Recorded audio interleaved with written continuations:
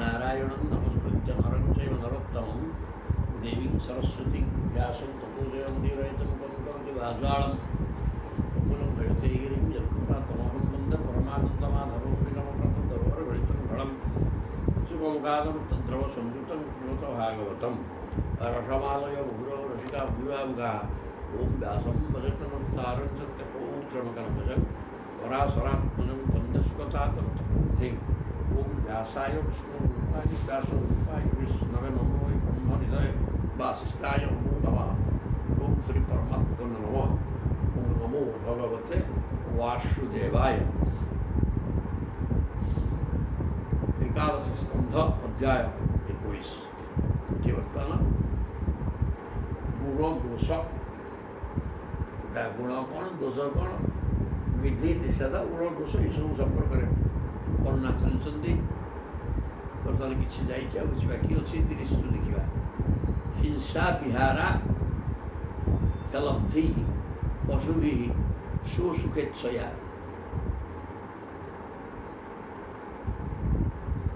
जजंते देवता यज्ञ ही पितृभूतपत्नी खड़ाहारा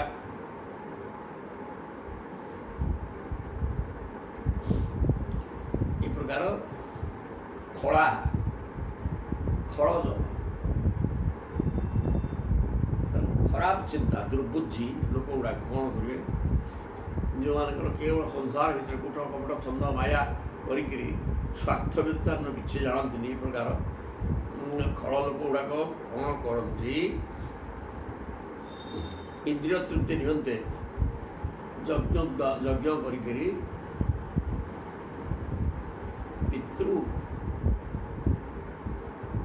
भूत भूत प्रेत ईश्वरुड़े पूजा करते एवं जलते देवता यज्ञ ही पितृभूतपति देवता भूत प्रेत ईश्वर पूजा करती एवं पशु मान को हिंसा करके पशु को विनाश करके पूरा खड़ लोक निजर स्वार्थ सिद्धि पाई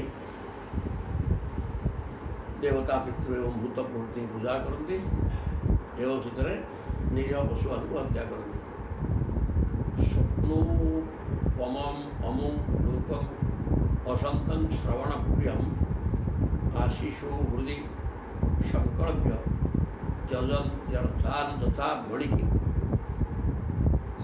तो हे उद्धव स्वर्गादि लोकर जो सुख भोग ऐश्वर्य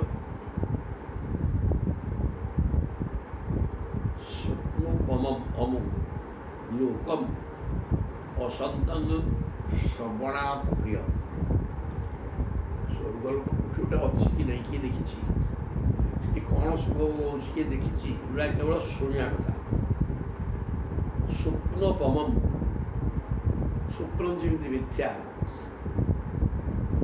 विशिष्ट सत्यता नहीं स्वर्ग विषय सत्यता नहीं तथापि सूचना अनुभव कर श्रवण प्रियम असंतं लोकम स्वप्नोपमं उठी स्वर्गलोक अच्छी कौन अच्छी सी कौन भोग कराला कि अनुभव कर नहीं केवल शुणिया मात्र सार तो स्वप्न भाया सी भी मिथ्या आशीषु हृदय संकल्प किंतु स्वर्ग निश्चित अच्छी और देवता आसती सुख भोग कर ये कथा हृदय कल्पना करी त्यजंती अर्थान तथा बणी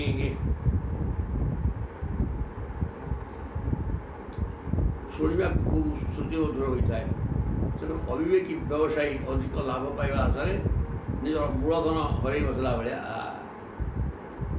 अविवेकी बड़ी व्यवसायी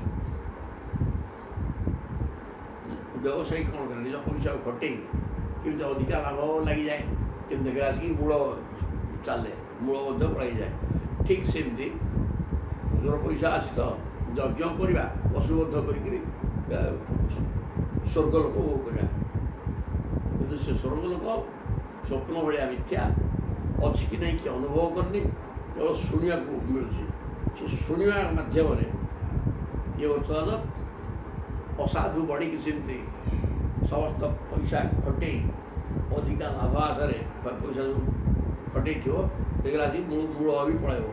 ଠିକ୍ ସେମିତି ଅଧିକ ଉପାର୍ଜନ କରୁଥିବା ବ୍ୟକ୍ତି ଗୁଡ଼ାକ ଟଙ୍କା ପଇସାକୁ ଖଟେଇକି ଯଜ୍ଞ କରନ୍ତି ଏବଂ ପଶୁବଧ କରନ୍ତି, ବିନାଶ ହୁଏ, ସବୁ ଶେଷ ହେଇଯାଏ। ରଜ ସପ୍ତ ତମୁ ନିଷ୍ଠା ରଜସପ୍ତ ତମୁ ଯୁଷଃ ଉପାସତ ଇନ୍ଦ୍ର ମୁଖ୍ୟାନ୍ ଦେବାଦିନ ନ ତଥୈବ ମାଂ।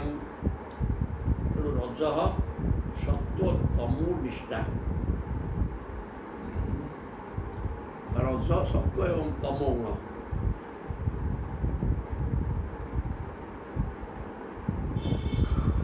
ତିନି ଗୁଣରେ ନିଷ୍ଠା ରଖି ରଜ ସତ୍ଵ ତମୁ ଯୁଷଃ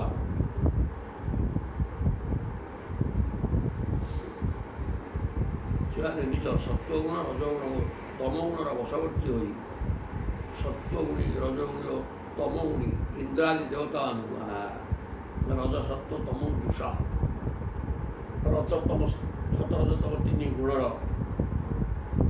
ବିଶିଷ୍ଟ ଇନ୍ଦ୍ର ପ୍ରଭୃତି ଦେବତା ତ୍ରିଗୁଣ ବିଶିଷ୍ଟ। ତେଣୁ ଏ ବ୍ୟକ୍ତି ଗୁଡ଼ାକ ମଧ୍ୟ ସତରଜତମ ତିନି ଗୁଣର ପ୍ରଭାବ ତାଙ୍କ ଉପରେ ରହିଛି। ସେହି ପ୍ରକାର ତ୍ରିଗୁଣାତ୍ମିକା ଦେବତା ଇନ୍ଦ୍ର ପ୍ରଭୃତି ଦେବତାମାନଙ୍କୁ ସେ ଉପାସନା କରନ୍ତି। କ'ଣ ଗୋଟେ କିଛି ପାଇବା ଲାଳସାରେ କିନ୍ତୁ ମୋତେ ପୂଜା କରନ୍ତି।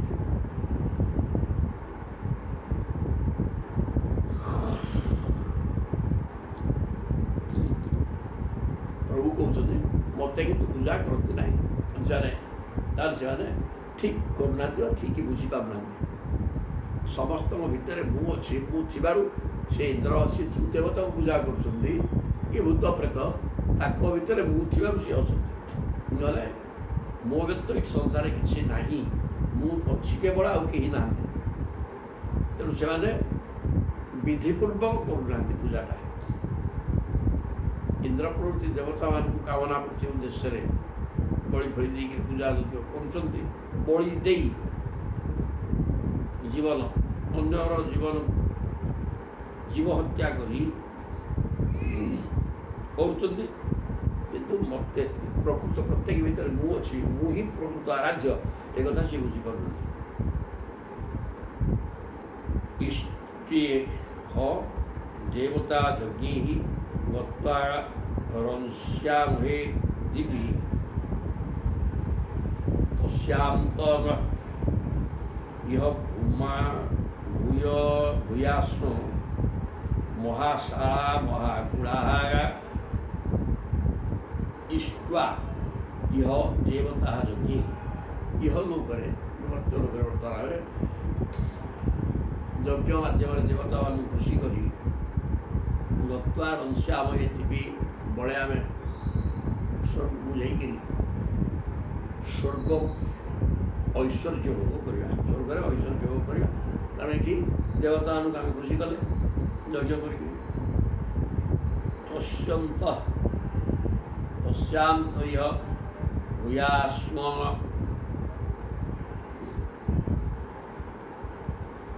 ତାପରେ ଯେତେବେଳେ ତସ୍ୟ ଅନ୍ତ ଇହ ଭୂୟ, ସେଠି ଯେତେବେଳେ କ୍ଷୀଣେ ପୁଣ୍ୟ ବର୍ତ୍ତ୍ୟ ଲୋକ ବିଶନ୍ତି ଗୀତା କହିଛନ୍ତି।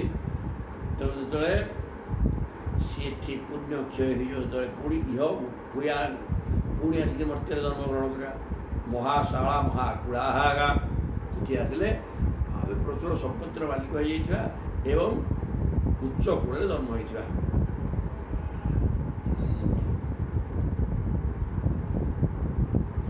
ଏହି ପ୍ରକାର କଳ୍ପନା କରି ପଶୁବଦ୍ଧ କରିକି ଯଜ୍ଞ କରିବାକୁ ପଛାନ୍ତି ନାହିଁ। ଇଏ ଫଳ ଲୋକଗୁଡ଼ା ଯେଉଁମାନଙ୍କର ଶାସ୍ତ୍ର ଜ୍ଞାନ ନାହିଁ, ଅବିଦ୍ୟା ଅବସରରେ ଦୌଡ଼ୁଛନ୍ତି, ବିଦ୍ୟା ଆଦୌ ନାହିଁ, ଏ ପ୍ରକାର ଲୋକ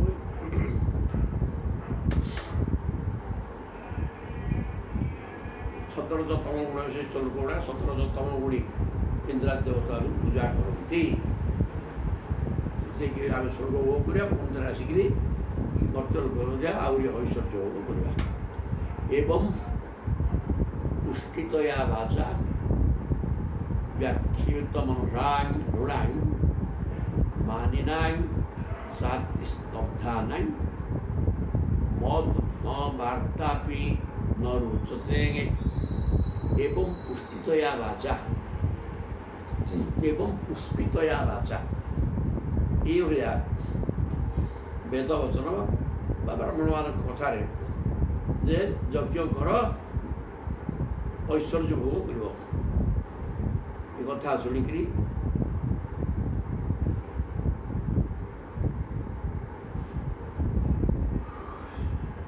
ମନ ବିକ୍ଷିପ୍ତ ମନ, ଯେଉଁ ମନ ସ୍ଥିର ନୁହେଁ, ଚଞ୍ଚଳ ଚିତ୍ତ ମନୁଷ୍ୟ କେବଳ ସଂସାର ଭିତରେ ମାୟା ଭିତରେ ଯେଉଁମାନେ ଲଟପଟ ହେଉଛନ୍ତି ସେଇମାନେ এই ପ୍ରକାର ଫଳଶ୍ରୁତି ଶୁଣି ସେ ବେଦରୁ ହଉ ପୁରାଣରୁ ହଉ ବା ବ୍ରାହ୍ମଣ ମୁଖରୁ ହଉ ଶୁଣିକିରି ଯଜ୍ଞ କରନ୍ତି ସ୍ୱର୍ଗ ଭୋଗ କରିବା ପାଇଁ। ମାନି ନାହିଁ ସାର୍ଥି ସ୍ତବ୍ଧା ନାହିଁ, ସେମାନେ ହେଉଛନ୍ତି ଅହଙ୍କାରୀ ଓ ସ୍ତବ୍ଧ ମାନେ ମୂର୍ଖ। ସେ ଆତ୍ମଗର୍ଭୀମାନଙ୍କୁ ମୋ ସମ୍ବନ୍ଧୀୟ କଥା ଶୁଣିବାକୁ ମଦ ବାର୍ତ୍ତା ବି ନ ରୋଚତେ, ସେ ଅହଙ୍କାରୀ ମୂର୍ଖମାନଙ୍କୁ ମୋ କଥା ଶୁଣିବାକୁ ବି ଭଲ ଲାଗେ ନାହିଁ। ଭଗବାନ କହୁଛନ୍ତି ବେଦାଃ ବ୍ରହ୍ମାତ୍ମ ବିଷୟା ତ୍ରିକାଣ୍ଡ ବିଷୟା ଇମେ ପରୋକ୍ଷ ଭାବାଃ ଋଷୟଃ ପରୋକ୍ଷଂ ମମ च ପ୍ରିୟଂ। କହିଲେ ବେଦାଃ ବ୍ରହ୍ମାତ୍ମ ବିଷୟା, ବ୍ରହ୍ମାଙ୍କର ଆତ୍ମା ହେଉଛନ୍ତି ବେଦ। ବ୍ରହ୍ମାଙ୍କ ଚାରି ମୁଖରୁ ଚାରି ବେଦ ବାହାରିଛନ୍ତି। ବେଦରେ କର୍ମକାଣ୍ଡ, ଉପାସନା କାଣ୍ଡ ଆଉ ଜ୍ଞାନ କାଣ୍ଡ, ଏବେ ତିନୋଟି କାଣ୍ଡ ରହିଛି। ସେଇ ତ୍ରିକାଣ୍ଡର ପ୍ରତିପାଦିତ ବିଷୟ ହେଉଛି ବ୍ରହ୍ମ ଆତ୍ମାର ଏକତା। ବ୍ରହ୍ମ ଏବଂ ଆତ୍ମା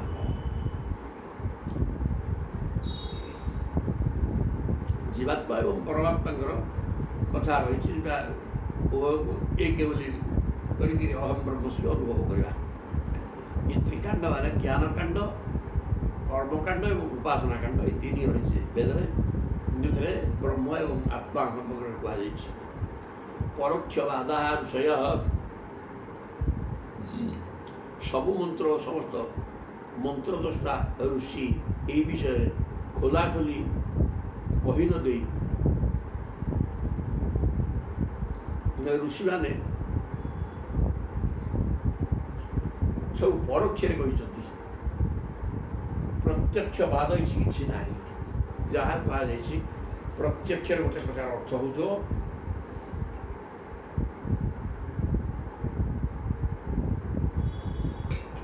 ଯେଉଁଟା ଅଜ୍ଞାନୀମାନେ ବୁଝିବେ, କିନ୍ତୁ ପ୍ରକୃତି ଯେ ଜ୍ଞାନବାନ ସେମାନେ ବୁଝିବାକୁ ଗୋଟେ ଆଉ ଗୋଟେ ସ୍ୱତନ୍ତ୍ର ଅର୍ଥ, ଯେଉଁଟାକି ଅତ୍ୟନ୍ତ ଗୋପନୀୟ। ଏଠି ସବୁ ମୁନି ଋଷିମାନେ ପ୍ରତ୍ୟକ୍ଷ ଭାବରେ କିଛି କହିନାହାନ୍ତି। ଆକ୍ଷରିକ ଶବ୍ଦର ଅର୍ଥ ଯାହା ସେଇଟା ପ୍ରକୃତ ତାତ୍ପର୍ଯ୍ୟ ଅର୍ଥ ନୁହେଁ, ତା ଭିତରେ ଗୂଢ଼ ଅର୍ଥ ରହିଛି। ସବୁ ପରୋକ୍ଷବାଦ, ପରୋକ୍ଷ ମମ ଚ, ଏବଂ ସେ ପରୋକ୍ଷବାଦଟା ମୋର ବି ପ୍ରିୟ, ମୋତେ ବି ସେଟା ଭଲ ଲାଗେ। ପ୍ରତ୍ୟକ୍ଷ କଥାର କିଛି ଅର୍ଥ ବିଶେଷ ଅର୍ଥ ନାହିଁ। ତେଣୁ ଶବ୍ଦ ବ୍ରହ୍ମ ସୁଦୁର୍ಬೋଧଂ ପ୍ରାଣେନ୍ଦ୍ରିୟ ମନୋମୟଂ ଅନନ୍ତ ପାରଂ ଗମ୍ଭୀରଂ ଦୁର୍ବିଗାୟଂ ସମୁଦ୍ରବଂ। ଶବ୍ଦ ବ୍ରହ୍ମ ସୁଦୁର୍ಬೋଧಂ, ଶବ୍ଦର ଅର୍ଥ ସବୁ ମୁଁ ବୁଝି ଯାଇଛି, ଏକଥା ଜଣେ କିଏ କହିପାରିବ ନାହିଁ। ଗୋଟେ ଗୋଟେ ଶବ୍ଦ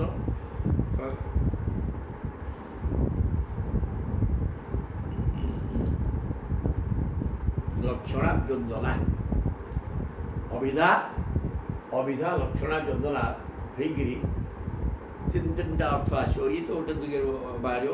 ଆହୁରି ମଧ୍ୟ ଅନେକ ହରି ହେଲେ ସିଂହ, ହରି ହେଲେ ମାଙ୍କଡ଼, ହରି ହେଲେ ଭଗବାନ କୃଷ୍ଣ, ହରି ଆଉ ହରତିଥି ହରି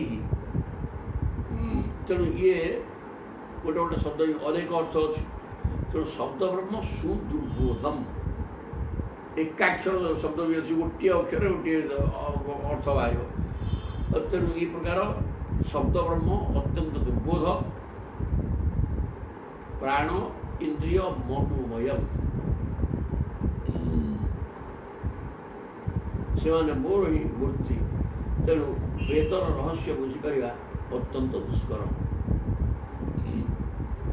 ସେହି ଶବ୍ଦମୟ ହେଉଛନ୍ତି ପରା ପଶ୍ୟନ୍ତି ମଧ୍ୟ ଏବଂ ବୈଖାରୀ ରୂପରେ ପ୍ରାଣ ମନ ଇନ୍ଦ୍ରିୟମୟ।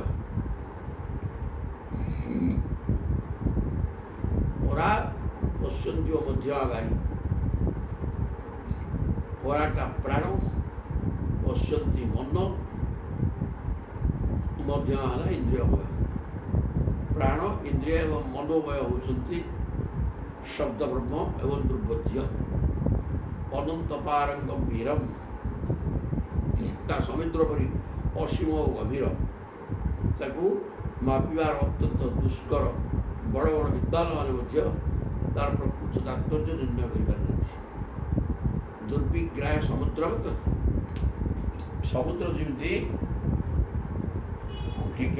କେତେ ବିସ୍ତୃତ, କେଉଁଠି କେତେ ଖାଲ ପାଣି କେତେ ଅଛି କ'ଣ ନାହିଁ, ତାକୁ ଯେମିତି କେହି ସମସ୍ତଙ୍କ ପାଇଁ ଦୁର୍ବୋଧ୍ୟ, ସେମିତି ଶବ୍ଦ ବ୍ରହ୍ମ ମଧ୍ୟ ଦୁର୍ବୋଧ୍ୟ ଅଟେ। ମୟା ଉପବୃଂହିତଂ ଭୁମନା ବ୍ରହ୍ମଣା ନନ୍ତଶକ୍ତିନା ଭୂତେଷୁ କୋଶରୂପେଣ ବିଶେଷୁବର୍ଣ୍ଣେବ ଉପଲକ୍ଷ୍ୟତେ। ହେ ଉଦ୍ଧବଜୀ, ମୁଁ ହେଉଛି ଅନନ୍ତ ଶକ୍ତି ସମ୍ପନ୍ନ ଏବଂ ସ୍ୱୟଂ ଅନନ୍ତ ବ୍ରହ୍ମ। ମୟା ଉପବୃଂହିତଂ ଭୁମନା ବ୍ରହ୍ମଣା ଅନନ୍ତ ଶକ୍ତି ନାଗା। ତେଣୁ ମୁଁ ନିଜେ ଅନନ୍ତ ଏବଂ ମୋ ଶକ୍ତି ମଧ୍ୟ ଅନନ୍ତ। ଅନନ୍ତ ଶକ୍ତି ମୋ ଦ୍ୱାରା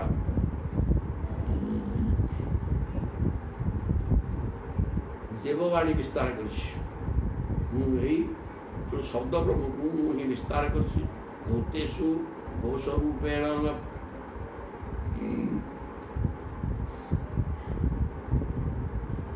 ପଦ୍ମ ମୃଣାଳ ଭାଙ୍ଗିଦେଲେ ସେଥିରୁ ଯେପରି ଅତ୍ୟନ୍ତ ସୂକ୍ଷ୍ମ ପତଳା ସୂତା ବାହାରେ, ପ୍ରାଣୀମାନଙ୍କର ଅନ୍ତଃକରଣରେ ଏହି ବେଦବାଣୀ ସେହିପରି ସୂକ୍ଷ୍ମ ଅନାହତ ନାଦ ଉପରେ ପ୍ରକଟ ହୁଏ।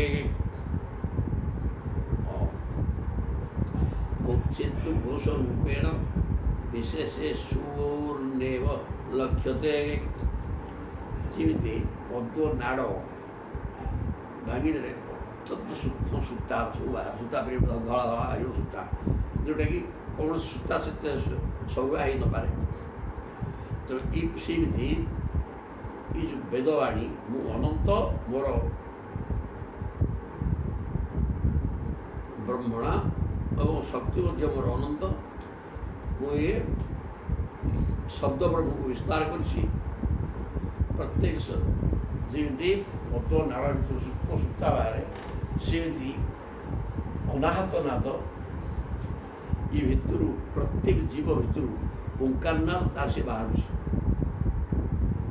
ଅତି ସୂକ୍ଷ୍ମ ଭାବରେ।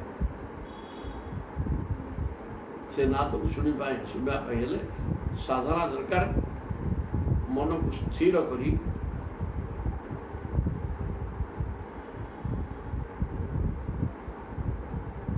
ଏକୁଟିଆ ନିର୍ଜନ ସ୍ଥାନରେ ବସିଲେ ସେ ଶବ୍ଦ ଶୁଣିପାରିବ। ଯଥର୍ଣ୍ଣ ନାଭି ହୃଦୟାତ୍ ପୂର୍ଣ୍ଣାଙ୍ଗା ଉଦ୍ଗମତେ ମୁଖାତ୍ ଆକାଶାତ୍ ଘୋଷବାନ୍ ପ୍ରାଣଃ ମନସା ସ୍ପର୍ଶ ରୂପିଣାଙ୍ଗା। ଯେମିତି ପୂର୍ଣ୍ଣ ନାଭି ମାନେ ବୁଢ଼ିଆଟା ତା ପାଟିରୁ ସୂତା ବାହାର କରି ଜାଲ ପ୍ରସ୍ତୁତ କରେ। ଭଗବାନ ହିରଣ୍ୟଗର୍ଭ ସ୍ୱୟଂ ବେଦମୂର୍ତ୍ତି ତଥା ଅମୃତମୟ ଅଟନ୍ତି। ତାଙ୍କର ଉପାଧି ହେଉଛି ପ୍ରାଣ ଏବଂ ସାକ୍ଷାତ ଅନାହତ ନାଦ ଦ୍ୱାରା ହିଁ ତାଙ୍କର ଅଭିବ୍ୟକ୍ତି ହେଉଛି। ଆକାଶତ ଘୋଷବାନ୍ ପ୍ରାଣ, ଆକାଶରୁ ବାୟୁ ବାହାରିଲା। ଆକାଶ ହେଲେ ଶବ୍ଦ, ଶବ୍ଦ ହେଲେ ବ୍ରହ୍ମ, ଶବ୍ଦ ବ୍ରହ୍ମରୁ ଆକାଶ ତତ୍ତ୍ୱ। ଆକାଶ ବି ସୂକ୍ଷ୍ମ ଏବଂ ବିସ୍ତୃତ। ଶବ୍ଦରୁ ଆକାଶ, ଆକାଶରୁ ଘୋଷବାନ୍ ପ୍ରାଣ, ଆକାଶରୁ ପ୍ରାଣ ବାହାରିଲେ ପ୍ରାଣ। ତେଣୁ ସେ ବ୍ରହ୍ମଙ୍କ ଠାରୁ ହିଁ ପ୍ରାଣବାୟୁ ବାହାରିଛି। ବାୟୁ ତ ପ୍ରାଣ ଆଉ କ'ଣ ସ୍ପର୍ଶ ପ୍ରାଣବାୟୁ। ବାୟୁଟା ବ୍ରହ୍ମରୁ ହିଁ ପ୍ରାଣବାୟୁ ବାହାରି ଅଛନ୍ତି ଆକାଶରେ ଘୋଷବାନ ପ୍ରାଣ। ଯେଉଁ ପ୍ରାଣ ଶବ୍ଦ ବ୍ରହ୍ମକୁ ଘୋଷୁଛି।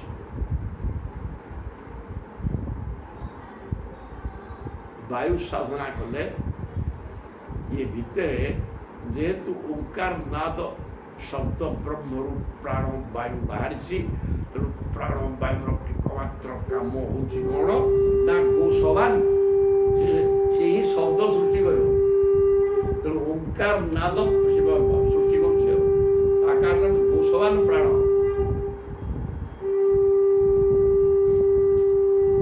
ଏଠି ଘୋଷ ମାନେ ଯେହେତୁ ଶବ୍ଦରୁ ଆକାଶ, ଶବ୍ଦ ବ୍ରହ୍ମରୁ ଆକାଶ ହେଇଛି ଏବଂ ସେ ଆକାଶରୁ ସ୍ପର୍ଶରୁ ଘୋଷବାନ ପ୍ରାଣ। ଘୋଷବାନ ମାନେ ଓଙ୍କାରନାଥକୁ ଘୋଷୁଥିବା ପ୍ରାଣବାୟୁ ତାପରେ ସୃଷ୍ଟି ହେଇଛି।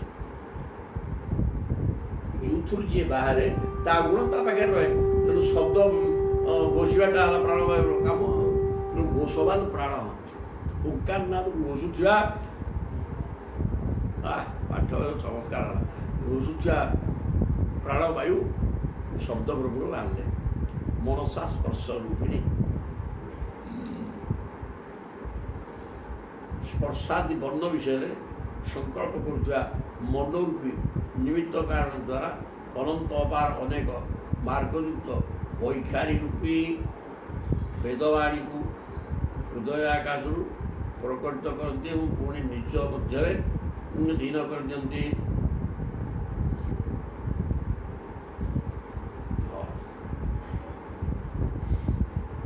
ଯେମିତି ବୁଢ଼ିଆଣୀ ତା ପେଟ ଭିତରୁ ମୁଖ ଦେଇକି ସୂତା ବାହାର କରେ ଏବଂ ଜାଲ ବୁଣି ଦିଏ, ଠିକ୍ ସେମିତି ପ୍ରଭୁ ତାଙ୍କରି ଭିତରେ ପେଟ ଭିତରେ ଯେମିତି ବୁଢ଼ିଆଣୀ ତା ସୂତା ରଖି ବାହାରେ ମୁହଁରେ, ସେମିତି ତାଙ୍କ ଭିତରେ ନିଜର ମାୟା ଶକ୍ତି ଦ୍ୱାରା ଏତେ ବଡ଼ ବିଶ୍ୱକୁ ସୃଷ୍ଟି କରିଛନ୍ତି। ଶବ୍ଦ ବ୍ରହ୍ମରୁ ଆକାଶ, ତା ଦେହରୁ ସ୍ପର୍ଶ ଏବଂ ଘୋଷବାନ ପ୍ରାଣ ଓଙ୍କାର ନାଦ ସୃଷ୍ଟି କରୁଥିବା ପ୍ରାଣବାୟୁ ସୃଷ୍ଟି ହେଇଛି। ଏବଂ ସେ ପୁଣି ଯେତେବେଳେ ଯେମିତି ବୁଢ଼ିଆଣୀ ତିଆରି କରିଥିବା ଜାଲକୁ ପୁଣି ଗିଳି ଗିଳିକି ସବୁ ତ ନେଇଯିବ, ଥୋଇକି ପଳେଇଥିବ, ଠିକ୍ ସେମିତି ନିଜ ଭିତରୁ ବାହାରିଥିବା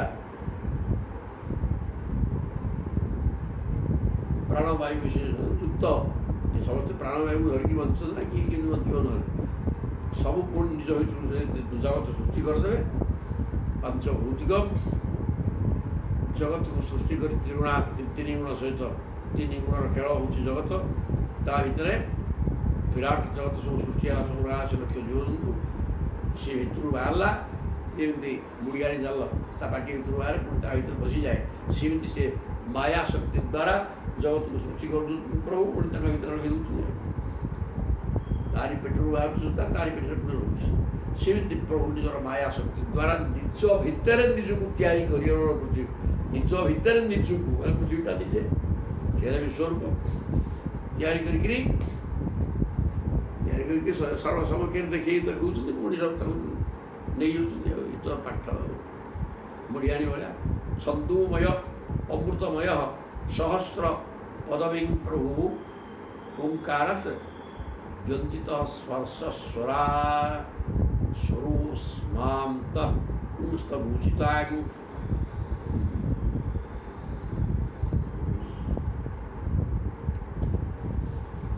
ମଧ୍ୟମା ବୈଖାରୀ ଭାବରେ ଗ୍ରହଣ ପରା ପରା ପଶ୍ୟନ୍ତି ମଧ୍ୟମା ବୈଖାରୀ। ପରା ବୋଇଲେ ଉତ୍କୃଷ୍ଟା। ଓଙ୍କାର ନାଦ ବାହାରୁଛି କିନ୍ତୁ ଜାଣି ହେଉନାହିଁ, କାରଣ ସେ ଓଙ୍କାର ହିଁ ବ୍ରହ୍ମ ପଦାର୍ଥ, ସତରଜତମ ଅଉମ ବ୍ରହ୍ମା ବିଷ୍ଣୁ ଶିବ ସବୁ ସିଏ। ତେଣୁ ସିଏ ସହଜରେ ଜାଣି ହେଉନାହିଁ, ଜାଣି ହେବ କିନ୍ତୁ କୁହାଗଲା ଯେ ପଦ୍ମ ନାଡ଼କୁ ଭାଙ୍ଗିଦେଲେ ତା ଭିତରୁ ଅତ୍ୟନ୍ତ ସୂକ୍ଷ୍ମ ସୂତା ବାହାରେ। ସେମିତି ସାଉଣ୍ଡଟା ଅତ୍ୟନ୍ତ ସୂକ୍ଷ୍ମ, ସେ ସାଉଣ୍ଡ ଜାଣିବ କେମିତି? ଜାଣି ହେବ ନାହିଁ। ତେଣୁ କିନ୍ତୁ ଜାଣି ହେବ ଯଦି ସ୍ଥିର ହୋଇକି ବସିବ। ତାହେଲେ କହୁଛନ୍ତି ଛନ୍ଦୋମୟୋ ଅମୃତମୟ।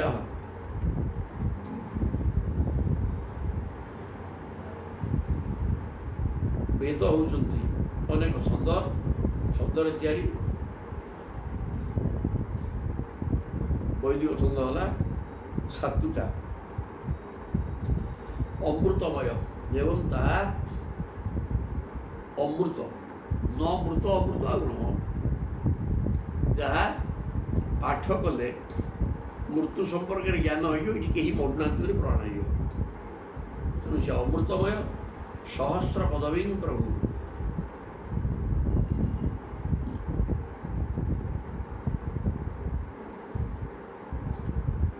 সেই বাণী হৃদগত সূক্ষ্ম ওঙ্কার দ্বারা অভিব্যক্ত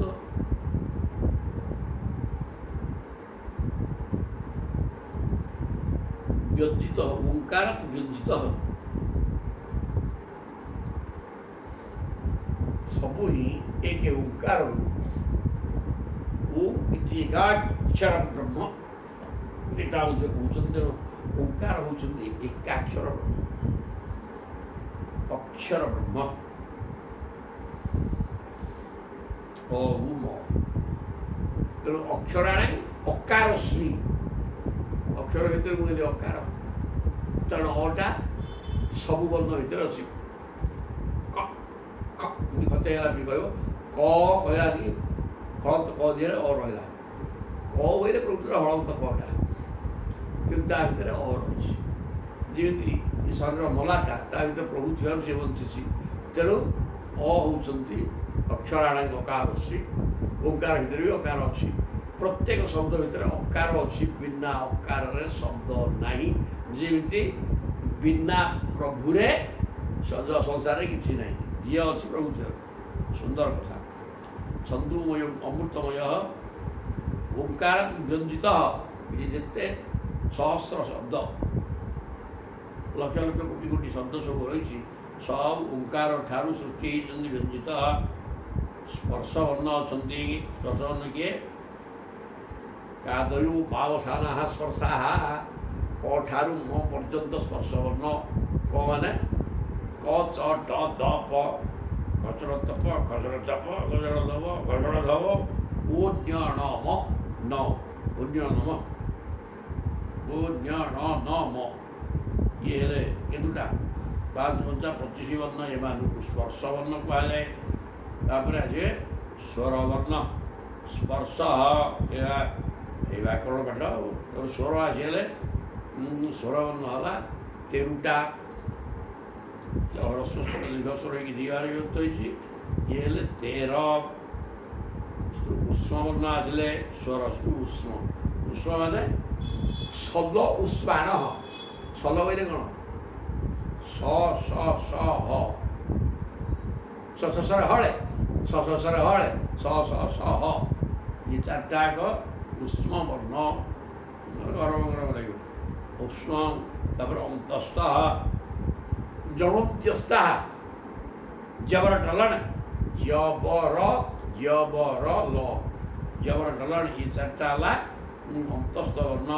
ଏପରି 82ଟି ବର୍ଣ୍ଣରେ ବିଭୂଷିତ। ଏଥିରେ ଏପରି ଛନ୍ଦ ରହିଛି ଯେ ସେଥିରେ 82 ବର୍ଣ୍ଣ।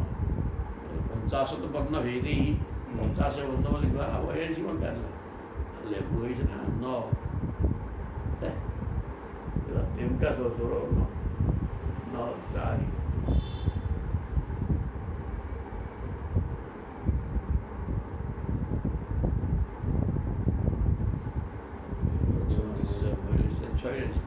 ଆଉ 4ଟା ଅନୁସାର ବିଷୟରେ 49। ଟୋଟାଲ 49 ନା? ଟୋଟାଲ 49 ବର୍ଣ୍ଣ। 49 ବର୍ଣ୍ଣ ଲେଖା ହେଇଛି 49 ନା ନାଇଁ? 49 ଲେଖା ହେଇଛି ନା ନାଇଁ? 50 ତ ଆଉ।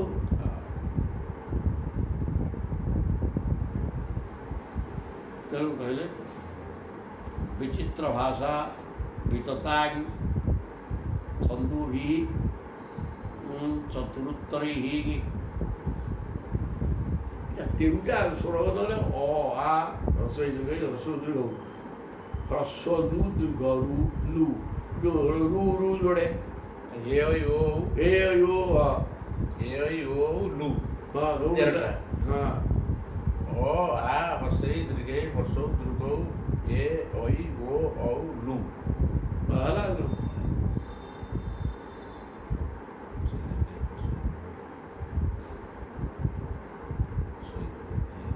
विचित्र भाषा विदताई छंदोभिः चतुरुत्तरैः अनंतपारां बृहति सृजत्याक्षिपते स्वयं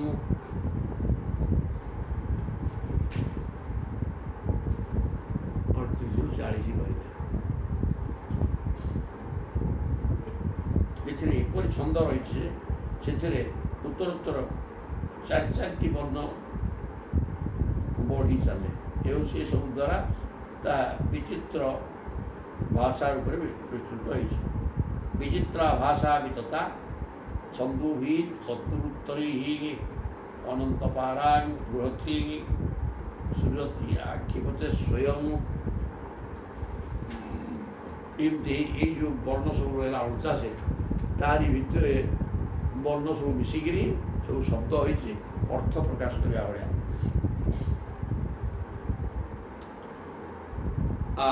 ଛନ୍ଦ କେତୁଟା ଗାୟତ୍ରୀ ଉଷ୍ଣିକ ଅନୁଷ୍ଠୁପ ବୃହତି ପଙ୍କ୍ତି ଭେଦେଶ ତ୍ରିଷ୍ଠୁପ ଜଗତି ଛନ୍ଦ ହି ଅତ୍ୟଷ୍ଟି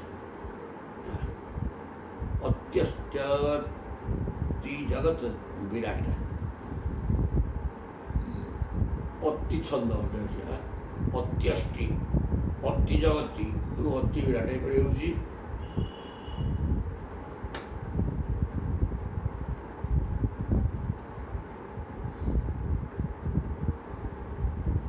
ଉତ୍ତରୋତ୍ତର 4ଟି ଅଧିକ ବର୍ଣ୍ଣ ବିଶିଷ୍ଟ ଛନ୍ଦମାନଙ୍କ ମଧ୍ୟରୁ ଗାୟତ୍ରୀ ଉଷ୍ଣିକ ଅନୁଷ୍ଠୁପ 3 ବୃହତି ପଙ୍କ୍ତି ତ୍ରିଷ୍ଠୁପ 6 ଜଗତି 7 ଏଠୁ ଅତି ଛନ୍ଦ ହେଲା। ଏ 7ଟା ହେଲା ଛନ୍ଦ। ଅତି ଫତି କ'ଣ ଭଳିଆ ଦେଲି ଅତି ଛନ୍ଦ ଅତ୍ୟଷ୍ଟି 9 ଅତି ଜଗତି 10 ବିରାଟ 11 ଏସବୁ ହେଉଛି କେତୋଟି ଆଉ ଛନ୍ଦ 7ଟା ଭିତରେ ମୁଖ୍ୟ ଇଏ ଅତି ଲଗେଇକିରି ଆଉ 4ଟା କରିଛନ୍ତି କିନ୍ତୁ 7 ହେଲେ ପ୍ରକୃତ ବୈଦିକ ଛନ୍ଦ ହେଲା 7 ଆଉ ଏ 4ଟା କ'ଣ ହେଇକିରି ହେଇଛି ଅଛି ତଥାପି ଆଉ। ତାପରେ କିଂ ବିଧତ୍ତେ किं आचष्टे किं अनुद्य विकल्पयेत् इत्यस्य हृदयं लोके नान्यः मत वेद कश्चन। पहले से ही वेदवाणी कर्मकांड रे केउ विधान कहे उपासना कांड रे केउ विधान कहे किं विधत्ते तो 3 भाग हो तो कर्मकांड ज्ञानकांड उपासना कांड। ତେଣୁ କାଣ୍ଡରେ କଥା କର୍ମକାଣ୍ଡରେ ଖାଲି କର୍ମ ବର୍ଣ୍ଣନା କରାଯାଇଛି କର୍ମ ମାର୍ଗ। ଜ୍ଞାନ କାଣ୍ଡରେ କେବଳ ଜ୍ଞାନ ବ୍ରହ୍ମ ସମ୍ପର୍କିତ କଥା ଆତ୍ମା କ'ଣ ପରମାତ୍ମା କ'ଣ ବ୍ରହ୍ମ କ'ଣ ଏସବୁ ବ୍ରହ୍ମ ଜ୍ଞାନ ସବୁ କୁହାହେଲା। ତାପରେ ଉପାସନା କାଣ୍ଡଟା ଭକ୍ତି ମାର୍ଗ ସାଧନାର ମାର୍ଗ ସେଥିରେ ମଧ୍ୟ କୁହାଯାଇଛି। ତେଣୁ 3 କାଣ୍ଡ ରହିଛି। ଦେବତାମାନଙ୍କ ରୂପରେ ବର୍ଣ୍ଣନା କରନ୍ତି ଓ ଜ୍ଞାନ କାଣ୍ଡରେ ମୋ ଠାରୁ ଭିନ୍ନ ବସ୍ତୁମାନଙ୍କର ବର୍ଣ୍ଣନା କରି ନୀତି ନୀତି ଆଖ୍ୟ ଦ୍ୱାରା ସେ ସବୁକୁ ନିଷେଧ କରିଦେଇଛନ୍ତି। ନାନ୍ୟ ମତ ଭେଦ କଶ୍ଚନ। ତେଣୁ ମାଂ ବିଧତ୍ତେ ବିଧତ୍ତେ ମାଂ ବିକଳ୍ପ୍ୟ ଭୂୟତେ ତ୍ୱହଂ ହିତାବାନ୍ ସାର୍ବଭୌମ ସର୍ବବେଦାର୍ଥ ଶବ୍ଦ ଆସ୍ଥାୟ ମାଂ विदां माया मात्र मनुद्यान्ते प्रतिषेध्य प्रसीदति। मां विधत्ते अभिधत्ते वेद समस्त शब्द मते धरिकी रखिଛନ୍ତି मोरी कथा ही कहते वेद अन्य वेद शब्द ब्रह्म को जाने आ कौन ବ୍ରହ୍ମକୁ ଜାଣିବା ପାଇଁ ବେଦ ଶବ୍ଦର ଅର୍ଥ ଜାଣିବା, କିନ୍ତୁ କାହାକୁ ଜାଣିବ ନା ବେଦ ମାନେ ବ୍ରହ୍ମକୁ ଜାଣିବ। ମାଇଣ୍ଡ କେବଳ ମୋତେ ଧରିକି ରହିଛନ୍ତି, ମୋରି କଥା କହୁଛନ୍ତି। ମାଇଣ୍ଡ ବିକଳ୍ପ ଅପୋୟତେ ତୋହଂ, ଆଉ ମୋ ବ୍ୟତୀତ ଆଉ ଯେଉଁ ପଦାର୍ଥ ଗୁଡ଼ାକ ଅଛି ତା ସମ୍ପର୍କରେ ବର୍ଣ୍ଣନା କରାଯାଇକିରି ସେଟା ନାହିଁ, ଏଇଟା ବ୍ରହ୍ମ ନୁହନ୍ତି। ଆଉ ଗୋଟେ କ'ଣ ବର୍ଣ୍ଣନା କଲେ, ଯିଏ ବ୍ରହ୍ମ ପଦାର୍ଥ ନୁହଁ ତାକୁ ବର୍ଣ୍ଣନା କରିକି କହନ୍ତି ଯେ ଇଏ ବ୍ରହ୍ମ ହେଇପାରିବେ ନାହିଁ, ଏଇ ପ୍ରକାର ନୀତି। ଏତାବାନ୍ ସର୍ବବେଦାର୍ଥ ଶବ୍ଦ ଆସ୍ଥାୟ ମାନ ବିଧାନ। ତେଣୁ ବେଦର ସମସ୍ତ ମନ୍ତ୍ର କେବଳ ମୋତେ ପ୍ରକାଶ କରିବା ପାଇଁ ହେଇଛନ୍ତି। ସେ ଶବ୍ଦ ଭିତରେ ମୁଁ ରହିଛି, ଆଉ ମୋତେ ପ୍ରକାଶ କରିବା ପାଇଁ ସବୁ ବେଦ ଆଗ ତିଆରି ହେଇଛି। ମାୟା ମାତ୍ର ଅନୁଦ୍ୟନ୍ତେ, ମୋ ଠାରେ ହିଁ ପ୍ରଭେଦ ଆରମ୍ଭ କରନ୍ତି। ଏସବୁ ହେଉଛି ମାୟା। ସର୍ବଶେଷରେ ବେଦ ସର୍ବଙ୍କର ଇଦମ୍ ବ୍ରହ୍ମ ଇତି କହି ପ୍ରସନ୍ନ ହୁଅନ୍ତି। ସର୍ବଙ୍କର ଇଦମ୍ ବ୍ରହ୍ମ, ଇଏ ସେ ବେଦ ଶେଷକୁ ଇୟା କହିଦେଇଛନ୍ତି। ମାୟା ମାତ୍ର ଅନୁଧ୍ୟାନ୍ତେ, ତେଣୁ ଏ ମାୟାକୁ ହଟେଇକିରି ମୋତେ ଉପସ୍ଥାପନ କରିବା ପାଇଁ ପ୍ରତିସିଦ୍ଧ ପ୍ରସିଦ୍ଧି। ମାୟାକୁ ହଟେଇ ମାୟା ଭିନ୍ନ ଯାହା ରହିଲା ସିଏ ହେଉଛି ମୁଁ। କେବଳ ମାୟାଟି ନିଜ ସ୍ୱରୂପକୁ ଦେଖିକିରି ବିରାଜମାନ କରିଛି। ଯୁଆଡ଼େ ଦେଖିବ ସିଆଡ଼େ ମାୟା। ମୁଁ ଇନ୍ଦ୍ରିୟ ଗ୍ରାହ ଭିତରେ ମୋତେ କିଛି ଜାଣିପାରୁନି, ଦେଖିପାରୁନି, କିଛି କରିପାରୁନି। ସେଇ ମାୟା ହେଉଛନ୍ତି ସବୁ। ତେଣୁକରି ସେ ମାୟାକୁ ହଟେଇ ମୋତେ ପ୍ରତିପାଦନ କରିବା ପାଇଁ ମୁଁ କିଏ, ସେ ମୋର ସ୍ୱରୂପ କ'ଣ, ଏଇଟା ବେଦ ଏ କଥା ସବୁ କହୁଛନ୍ତି। ତେଣୁ ବେଦ ଇଏ ବ୍ରହ୍ମ ନୁହେଁ, ସିଏ ବ୍ରହ୍ମ ନୁହେଁ, ଇଏ ବ୍ରହ୍ମ ନୁହେଁ, ଏଇ ପ୍ରକାର ନୁହେଁ ନୁହେଁ ନୁହେଁ ନୁହେଁ ନାହିଁ ନାହିଁ ନାହିଁ ନାହିଁ କରିକିରି ସର୍ବଶେଷରେ କହିଲେ ଯିଏ ରହିଲା ସିଏ ହିଁ ବ୍ରହ୍ମ। ସର୍ବଶେଷରେ ସବୁ ନାହିଁ ସରିଯାଆନ୍ତେ କୋଉଟା ବାହାରିବ ନା ଅଛି ବାହାରିବ। ଯିଏ ଅଛି ସିଏ ତ ବ୍ରହ୍ମ। ତେଣୁ ସର୍ବଂ ଖଳୁ ଇଦଂ ବ୍ରହ୍ମ, କେବଳ ଏଠି ବ୍ରହ୍ମ ପଦାର୍ଥ ଅଛି, ଆଉ ସବୁ ନାହିଁ। ତେଣୁ ସବୁ ନାହିଁ ସରିଗଲେ ଆସିବ କ'ଣ ନା ଅଛି। ତେଣୁ ସେ ଅଛିଟି ହିଁ ବ୍ରହ୍ମ। ସର୍ବଂ ଖଳୁ ଇଦଂ ବ୍ରହ୍ମ, ତେଣୁ ସବୁ ହିଁ ବ୍ରହ୍ମ ପଦାର୍ଥ। এই ପ୍ରକାର ବ୍ରହ୍ମ ପ୍ରତିପାଦନ କରୁଛନ୍ତି ବେଦ। ବେଦ ଶବ୍ଦର ଅର୍ଥ ମୁଁ ନିଜେ, ମୋ କଥା ଖାଲି କହିଛନ୍ତି, ସେ ଆଉ ଅନ୍ୟ କଥା କିଛି ନାହିଁ। ଇତି ଶ୍ରୀମଦ୍ ଭାଗବତ ମହାପୁରାଣ ପାରମହଂସ୍ୟାଂ ସଂହିତାୟାଂ ଏକାଦଶ ସ୍କନ୍ଧେ ଏକବିଂଶୋଧ୍ୟାୟ ଦ୍ୱାବିଂଶ ଅଧ୍ୟାୟ ଆଜିଗଲେ ତତ୍ତ୍ୱମାନଙ୍କର ସଂଖ୍ୟା ଓ ପୁରୁଷ ପ୍ରକୃତି ସମ୍ବନ୍ଧୀୟ ବିବେକ। ପୁରୁଷ ପ୍ରକୃତି ଏ ସାଂଖ୍ୟ ଦର୍ଶନ 25 ତତ୍ତ୍ୱ କଥା। ଏଠି ଗୋଟେ ସୁନ୍ଦର ଭାବରେ ପ୍ରସଙ୍ଗ ଆସିବ, ଦେଖିନେବା। ଉଦ୍ଧବ ବାଚ ଉଦ୍ଧବ ପ୍ରଶ୍ନ କଲେ ଅତି ତତ୍ତ୍ୱାନି ବିଶ୍ବେଶ ସଂଖ୍ୟାତାନି ଋଷି ବିପ୍ରୌ ନବିକାଦଶ ପଞ୍ଚ ତ୍ରୀଣି ମୁକ୍ତତ୍ୱ ଶୁଶ୍ରୁମ। ଏ ପ୍ରଭୁ ଉଦ୍ଧବ କହୁଛନ୍ତି ଅତି ତତ୍ତ୍ୱାନି। ଏ ତ ସାଂଖ୍ୟାଚାର୍ଯ୍ୟ ଆମର ଭଗବାନ କପିଳ ଏ ତ 25 ତତ୍ତ୍ୱ କଥା କହିଲେ। ସଂଖ୍ୟା ତାର ଋଷି ପ୍ରଭୁ 25 ତତ୍ତ୍ୱ ସିଏ କହିଛନ୍ତି, କିନ୍ତୁ ଅନେକ ଋଷି ଅନେକ କଥା କହିଛନ୍ତି। 25 କହୁନାହାନ୍ତି। କିଏ କହୁଛି 9, କିଏ କହିଲା 11, କିଏ କହିଲାଣି 5, କିଏ କହୁଛି 3। ଖାଲି ସେତିକି ନୁହେଁ, ଏମିତି କେତେ, କିଏ 13, କିଏ 15, କିଏ 28, କିଏ କ'ଣ କହୁଛି 27, ସବୁ କହୁଛନ୍ତି। ତୋ ଇହ ଶୁଣୁମ। ତେଣୁ ଏଥିରୁ କ'ଣ ମୁଁ କିଛି ବୁଝିପାରୁନି, କ'ଣ ତତ୍ତ୍ୱ। କେଚିତ୍ ଷଡ଼ବିଂଶତି, କେଚିତ୍ ଷଡ଼ବିଂଶତି, 26 ପ୍ରାହୁ ଅପରେ 25, ଆଉ କିଏ 25 କହୁଛନ୍ତି। ସପ୍ତୈକେ ନବଷଟ, କିଏ କହୁଛନ୍ତି 7, କିଏ କହୁଛନ୍ତି 1, କିଏ କହିଲା 9, କିଏ କହିଲାଣି 6, କେଚିତ୍ 4, କିଏ କହୁଛନ୍ତି 4, 4 ଏକାଦଶା ପରେ ଆଉ କେହି କହୁଛନ୍ତି 11। ତେଣୁ ଏଇ ପ୍ରକାର ଏ ଯେଉଁ ତତ୍ତ୍ୱ ଗୁଡ଼ାକ ସାଂଖ୍ୟ ଦର୍ଶନ 25 କହିଥିଲେ କପିଳ, ଇଏ କେତେ ପ୍ରକାର କହୁଛନ୍ତି ଆଉ ଏଇଗୁଡ଼ାକ ତେଣୁ ଭ୍ରମ ସୃଷ୍ଟି କରୁନି। ସବୁଗୁଡ଼ାକ ସହ ଠିକ୍ ହେଇପାରିବନି। ଆଉ ଗୋଟେ କିଏ ଠିକ୍ ହେବ ଆଉ ସବୁଗୁଡ଼ା ଭୁଲ ହେବ ନା, ଏଗୁଡ଼ାକ ସବୁ କିଏ ଠିକ୍ ହେବ? ତାହେଲେ ତତ୍ତ୍ୱ ତ ଭ୍ରମାତ୍ମକ ହେଇଯିବ। 1 3 5 7 9 18 ସବୁ ତ 26 27 28 29 28 ହଁ 27 ସବୁ ତ ଆଉ ଏଇ ପ୍ରକାର କହୁଛନ୍ତି। କେତେ 17 ଆଉ କିଏ କହୁଛନ୍ତି 17 27 ପ୍ରାହୁ 16 ତ୍ରୟୋଦଶ କିଏ କହୁଛନ୍ତି 16 କିଏ କହୁଛନ୍ତି 13 ଏତାବତ୍ତ୍ୱ ସାଂଖ୍ୟାନାଂ ଋଷୟ ଯଦି ବିବକ୍ଷୟାଗା। ଏବଂ ଯଥାର୍ଥ ଲୋକ କହିନାହାନ୍ତି, ସବୁ ସିଦ୍ଧ ମୁନିମାନେ କହିଛନ୍ତି। ଯଥାର୍ଥ ଲୋକ କହିଲେ ଆମେ କାଟିଦେଲେ ଏଇ ସେ ଲୋକ କିଛି ଜାଣିନଥିଲା କହିଲା। ଏ ତ ସମସ୍ତେ ଅଭିଜ୍ଞ ପ୍ରବନ୍ଧଶୀମାନେ କହିଛନ୍ତି।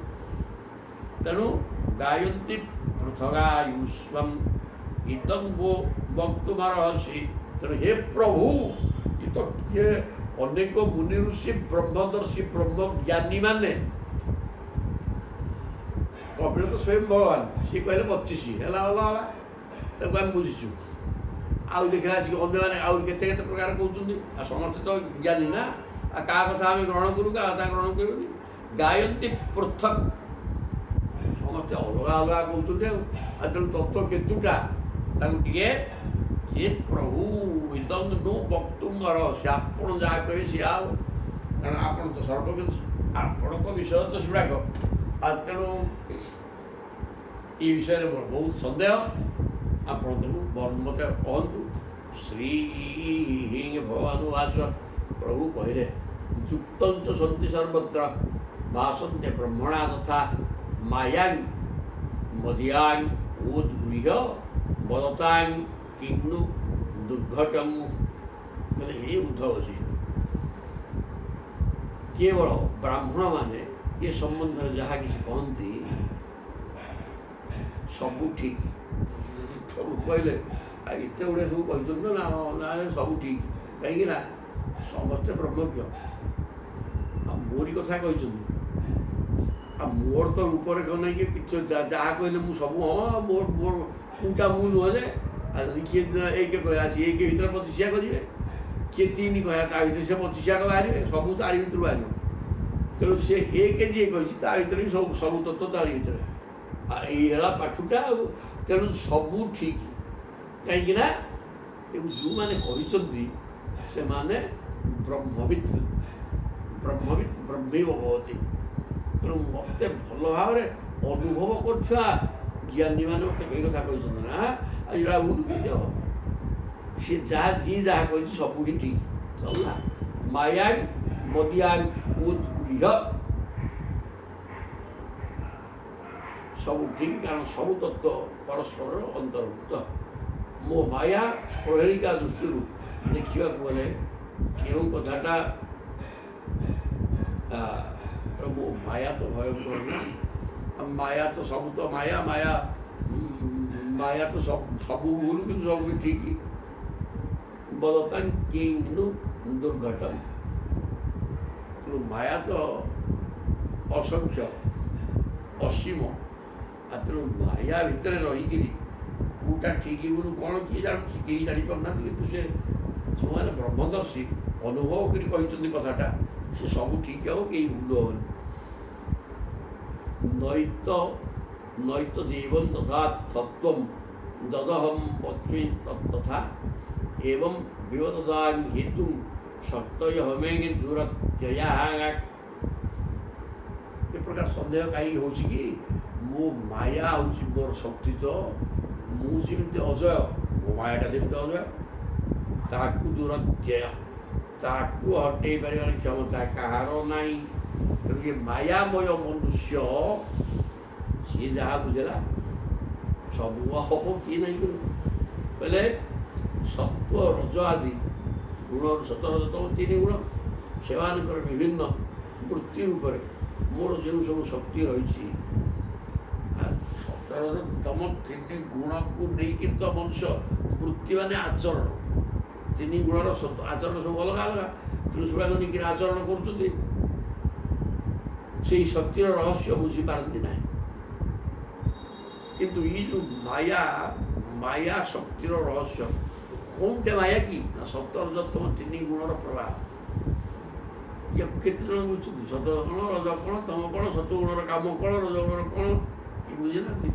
ଆଉ ବୁଝିବାର ପ୍ରଶ୍ନ ବି ନାହିଁ। କେମିତି ବୁଝିବ, କାହିଁକି ବୁଝିବ? ବୁଝିବା ବି ଚିନ୍ତା କଲେ ବୁଝିବ ନା। ଏ ବୁଝିବା ବି ଚାହୁଁଛି କିଏ? ସେ ଚାହୁଁନାହାନ୍ତି, ଚାହିଁବେନି କି କିଛି ହେବନି। ଆଉ ତେଣୁ ତାକୁ ବୁଝିବ କ'ଣ? ବୁଝିବେ ଚାହିଁଲେ ବୁଝିପାରିବ। ପାଠ ସେଠି ନେଇକି ଲେଖା ହେଇକି ରହିଛି, କିନ୍ତୁ କିଏ ଚାହୁଁନି। ଯଥା ତତ୍ତ୍ୱ ନୈତ ନ ଏତତ୍ ଏବଂ ଯଥାର୍ଥତ୍ୱം। ତୁମେ କ'ଣ କହିଲ? ନା ଏଇଭଳିଆ ଏମିତି ତ ହେଇପାରିବନି। ସମସ୍ତେ ଅନେକ ମୁନି ଋଷି ବ୍ରହ୍ମଦର୍ଶୀ ପ୍ରାୟ ଅନୁଭବ କି ଲେଖିଛନ୍ତି, ଆଉ କିନ୍ତୁ ସମସ୍ତେ ଅଲଗା ଅଲଗା ଲେଖୁଛନ୍ତି। ଏଇଟା ସେମିତି ହେଇପାରିବନି। ସେଟା କହିଲ ନା ନା ହଁ ତୁମ ଯତ୍ ଅହମ ବଚି ତତ୍ ତଥା। ତୁମେ ଯେମିତି କହୁଛ ମୁଁ ବି ସେଇ କଥା କହିବି। ତୁମେ କହୁଛ ଏଇଟା ଏମିତି ହେଇପାରିବ ନାହିଁ ତ, ଏତେ ଭଳିଆ ସମସ୍ତେ ଗୋଟେ ଗୋଟେ ପ୍ରକାର କହୁଛନ୍ତି।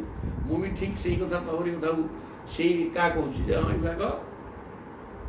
ଏଗୁଡ଼ାକ ହେଇପାରିବ ନାହିଁ, ନୁହଁ। ଯତ୍ ଅହମ ବଚ୍ମି ତତ୍ ତଥା। ମୁଁ ବି ଯାହା କହୁଛି ସେ ସେଇଆ। କାରଣ ମୋର ତ ମତେ କେହି କିଛି ଜାଣିପାରିବେନି। ମାୟା ଭୟଙ୍କର ଜିନିଷ। ମାୟା ଏତେ ଭୟଙ୍କର ଯେ ମତେ ବୁଝିବା ପାଇଁ କିଏ ଚେଷ୍ଟା ବି କରୁନି। ଆଉ କିଏ ବୁଝିବ କିଏ ଜାଣିବ? ତେଣୁ ଯିଏ ଯାହା ଜାଣୁଛି ସିଏ ଠିକ୍ ହେବ, ସେଟା ଭୁଲ ନୁହେଁ। ଏ କଥା ମତେ ତୁମେ ଯାହା କହୁଛ ସିଏ ବି ଠିକ୍। କାହିଁକି ନା ଅବଶିଷ୍ଟ ତ କୁହାହେଇଛି ସବୁଗୁଡ଼ା ତ ଅନେକ କଥା କୁହାହେଲା। ଆଉ କୋଉଟା ଠିକ୍ କୋଉଟା ଭୁଲ ମୁଁ ଜାଣିପାରୁନି ବୋଲି କହିଲ ଠିକ୍ ତାହା।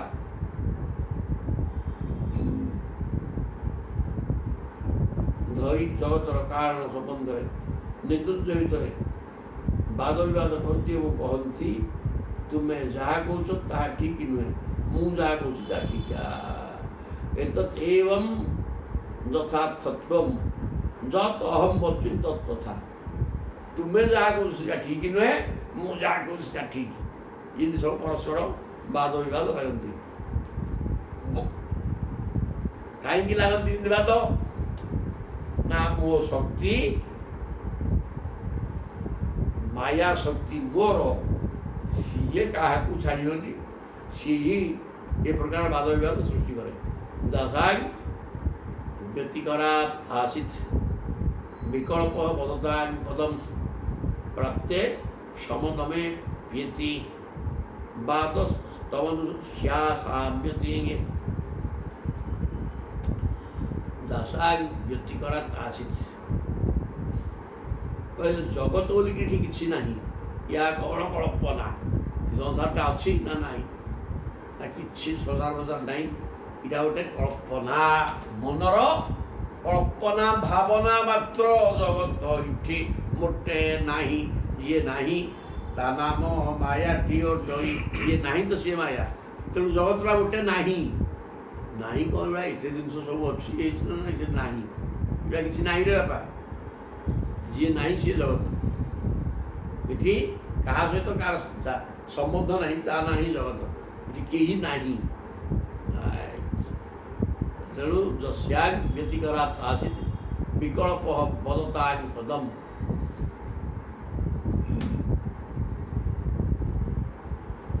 ଏହା କେବଳ କଳ୍ପନା। ସତ୍ତ୍ୱ ଆଦି ଗୁଣମାନଙ୍କ ମଧ୍ୟରେ ଆଲୋଡ଼ନ ସୃଷ୍ଟି ହେଲେ ଏହି ବିବିଧ କଳ୍ପନା ରୂପ ଜଗତ ଅସ୍ତିତ୍ୱ ଦୃଶ୍ୟ ହୁଏ। ସତରଜତମ 3 ଗୁଣ ସାମ୍ୟ ଅବସ୍ଥାରେ ରହିଲେ ଏହି ଜଗତ ଆଦୌ ଦିଶୁନି। କାରଣ ସୃଷ୍ଟି ନାହିଁ। 3 ଗୁଣ ଯେତେବେଳେ ମହାକାଳଙ୍କ ପ୍ରଭାବ ତାରତମ୍ୟ ଧରିବ, ସେଠୁ କ'ଣ ଗୋଟେ ବାହାରିବ ଯେ ସିଏ ନିତ୍ୟ ନୁହେଁ, ପୁରା ପରିବର୍ତ୍ତନଶୀଳ ଏବଂ ବିନାଶଶୀଳ। ଯିଏ ବାହାରିଲା ସିଏ ମଲା, ତ ରହିପାରିବନି। ଆଉ ତେଣୁ ଏଠି ଅଛି କ'ଣଟେ? ଏଗୁଡ଼ାକ କିଛି ନାହିଁ। ଯିଏ ଆସିଲା ଏବଂ ସାଙ୍ଗେ ସାଙ୍ଗେ ଗଲା। ଯାଦୁ ବିଦ୍ୟା ଦେଖାଉଛି ନାହିଁ କି ଗୋଟେ ଡବା ଭିତରେ ଗୋଡ଼ି ଭର୍ତ୍ତି କଲା, ଖଡ଼ ଖଡ଼ ଖଡ଼ ଖଡ଼ ଖଡ଼ ଖଡ଼ କରିଲା ଗୋଡ଼ି ବୁଢ଼ୀ ବାହାରିଲା। ଦେଖ ଏଠି ବୁଢ଼ୀ ଗୋଡ଼ି, ସେ ବୁଢ଼ୀ ବୁଢ଼ୀ କୁଆଡ଼େ ଗଲାଣି, ସିଏ ଗୋଡ଼ି ହେଇଯିବ ଆଉ ଥରେ। ତେଣୁ ଏ ଯେଉଁ ପାଠ ଛୁଆ ସବୁ ହର୍ଷବତ ବିଦ୍ୟା ହାତ ସଫେଇ ଇଏ ସବୁ ମାୟା ବି ଠିକ୍ ସେଇଆ କିଛି ଏଠି ନାହିଁ ସିଲେ ଅଛି ଦେଖି ଆସିକି ପୁଣି ନାହିଁ ଆଉ ଗଲା ଆଉ ତ କିଛି କେହି ବୁଝିପାରିବେନି ଏ ତ ନାହିଁ କିଛି ଆଉ ପଦବୀ ପଦମ୍ ପ୍ରାପ୍ତ ସମଦମୁପୈତ ସମଦମେ ପ୍ୟେତି ବାଦଃ ତମ୍ ଅନୁସାମ୍ୟତି এই ଜଗତ ହେଉଛି ବାଦ ବିବାଦ କରୁଥିବା ଲୋକଙ୍କର ବିବାଦୀୟ ବିଷୟ ଯିଏ ବାଦ କରୁନି ଯିଏ ବୁଝିଯାଇଛି ଠିକ୍ ତା ବାଟରେ ସିଏ ରହିବ ସେ ବାଦ ଭିତରକୁ ଯିବନି କାହିଁକି ନା ବାଧ୍ୟ କରିବା ଲୋକ ଏମିତି ଯୁକ୍ତି କରିବେ ତେବେ ସେଠି କିଛି କହିପାରିବନି ସବୁ ବାବଦରେ ଯୁକ୍ତି ଅକାଟ୍ୟ ଯୁକ୍ତି ତେଣୁ ଭଗବାନ ହେଉଛନ୍ତି ତର୍କେ ବହୁ ଦୂର ଚୁପଚାପ ବୁଝିଯାଅ ଭଗବତ ସତ୍ତା ଅଛି ଜଗତ ନାହିଁ କିଛି ବୁଝି ନ ଜାଣିଲେ ମଧ୍ୟ ୟାକୁ ଜବରଦସ୍ତ ଏମିତି ବୁଝିଯା ଜାଣି ହେବ ଠିକ୍ ବୁଝିବା ପାଇଁ ଚେଷ୍ଟା କଲେ ଅନୁଭବକୁ ପଳେଇ ଆସିବ ବାପା ଜାଣିଲେ ହେବ କିନ୍ତୁ ସହଜରେ ଜାଣି ହେବ ଜନ୍ମ ଜନ୍ମାନ୍ତର ସାଧନା ବର୍ତ୍ତମାନ ପ୍ରବଳ ଇଚ୍ଛା ବୁଝିବା ଚିନ୍ତା ସେଟା ହେଲେ ହେବ ନା ପ୍ରଭୁଙ୍କ ଇଚ୍ଛା ମିଶିବ ବୋଇଲେ କିଛି ହେବ ନହେଲେ ମୋଟେ ହେବନି ଜିରୋ ତେଣୁକରି ଏଇଟା କେଉଁଠି ବୁଝିପାରିବ କେହି ବୁଝିବା ସମସ୍ତେ ବୁଝିବା ବି ହେଇନି ଜ୍ଞାନ ବା ପରୋକ୍ଷବାଦ କୁହାହେଉଛି ପରା ପ୍ରତ୍ୟକ୍ଷ ଆଗରେ ବି କିଛି କହୁନି ସବୁ ଲୁଚେଇକି କହୁଛୁ ଜ୍ଞାନ ଗୁଡ଼ାକ ସମସ୍ତେ ବୁଝିବା ଦରକାର ନାହିଁ ବୁଝିପାରିବେନି ବୁଝିଲେ ବି ବାୟା ହେବେ ତେଣୁକରି ବାଦ ବିବାଦ କରୁଥିବା ଲୋକଙ୍କର ବିବାଦୀୟ ବିଷୟ ହେଉଛି ମାୟା ଯେଉଁମାନେ ବାଦ ବିବାଦ କରୁଛନ୍ତି ତାଙ୍କର ବିବାଦୀୟ ବିଷୟ ହେଉଛି ମାୟା ଆଉ ଯେଉଁମାନେ ଉର୍ଦ୍ଧକୁ ପଡ଼ି ସେ ବାଦ ବିବାଦ କରିବେ ଚୁପ୍ ରହିବେ କ'ଣ ଗୁଡ଼ା କହୁଛନ୍ତି କହୁଥାନ୍ତି ପାଠ ଏ ବାଦ ଭିତରେ ନାହିଁ ପାଠ ଅଲଗା ତେଣୁ ଯେଉଁମାନେ ବାଦ ବିବାଦ କରନ୍ତି ଯେଉଁମାନେ କିଛି ଜାଣିନାହାନ୍ତି ଜିରୋ ଜ୍ଞାନ ଧର୍ମ କ'ଣ ଆତ୍ମା କ'ଣ ପରମାତ୍ମା କ'ଣ କିଏ ସେ କ'ଣ କିଛି ନାହିଁ କିଛି ଆତ୍ମା କ'ଣ କିଛି ଜ୍ଞାନ ଅଛି କିନ୍ତୁ ଅକାଟ୍ୟ ଯୁକ୍ତି କରିବେ ସେଗୁଡ଼ାକ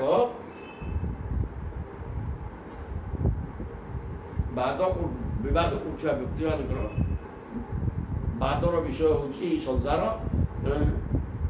ଇନ୍ଦ୍ରିୟମାନେ ଯେତେବେଳେ ସଂଯତ ହୋଇଯାନ୍ତି ଏବଂ ଚିତ୍ତ ଯେତେବେଳେ ଶାନ୍ତ ହୋଇଯାଏ ସେତେବେଳେ ସେମାନଙ୍କର ଭେଦବୁଦ୍ଧି ଦୂର ହୋଇଯାଏ ଏଇଟା ହେବନି ରାତ ଋତୁରେ ଅଜ୍ଞାନୀ ମୂର୍ଖ ସିଏ ବାଦ ବିବାଦ କରିବେ ଆଉ ତାଙ୍କ ଇନ୍ଦ୍ରିୟ ଅସଂଯତ ଇନ୍ଦ୍ରିୟ ମନ ଚଗଲା ତୁର୍ତୁର ଚଞ୍ଚଳ ଆଉ ସେମାନେ ତୁର୍ତୁରିଆ ବୁଦ୍ଧିରେ ଅକାଟ୍ୟ ଯୁକ୍ତି ସବୁ ବାହାରିବ ତେଣୁ ଜାଗା କିଏ ସେ କ'ଣ କରିବ ସେ କିଛି ନ ଜାଣିଥିବା ହେତୁରୁ ସେ ପ୍ରକାର କହନ୍ତି କିନ୍ତୁ ଇନ୍ଦ୍ରିୟ ସଂଯତ ଏବଂ ମନ ଯେତେବେଳେ ଶାନ୍ତ ଏବଂ ସ୍ଥିର ହୋଇଯିବ ସେ ସ୍ଥିର ମନରେ ଯଦି ବୁଝିବେ ବ୍ରହ୍ମ କ'ଣ ଜଗତ କ'ଣ ତାପରେ ବିବାଦ ଛାଡ଼ିବ ନହେଲେ ବାଦ ଚାଲିଥିବ ବାଦ ବିବାଦ ଭିତରେ ଏ ବିବାଦ ଲାଗୁଥିବା ବ୍ୟକ୍ତିମାନଙ୍କର